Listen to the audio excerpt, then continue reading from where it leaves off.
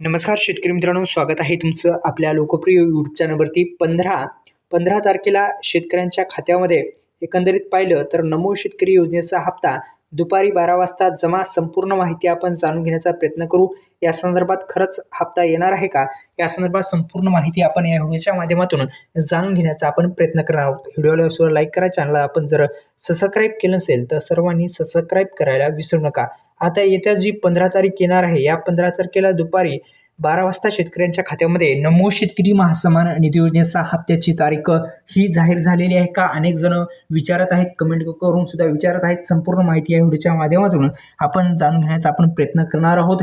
DBT मार्फत थेट राज्य सरकारचा हा हप्ता 15 तारखेला शेतकऱ्यांच्या खात्यामध्ये येणार आहे का, या संदर्भात संपूर्ण माहिती आपण जर पाहिलं तर हे 2000 रुपयाची रक्कम शेतकऱ्यांच्या खात्यावरती ही जी रक्कम आहे ती येणार आहे का, या संदर्भात संपूर्ण माहिती या व्हिडिओच्या माध्यमातून जाणून घेऊ.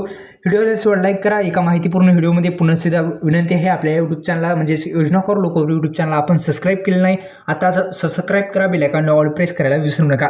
नमो शेतकरी महासन्मान निधी योजना राज्य सरकारकडून अत्यंत महत्त्वाची योजना आहे. या योजनेच्या माध्यमातून आतापर्यंत शेतकऱ्यांच्या खात्यामध्ये 7वा हप्ता देण्यात आला आहे. 8वा हप्ता हा 15 तारखेला मिळणार आहे का मित्रांनो.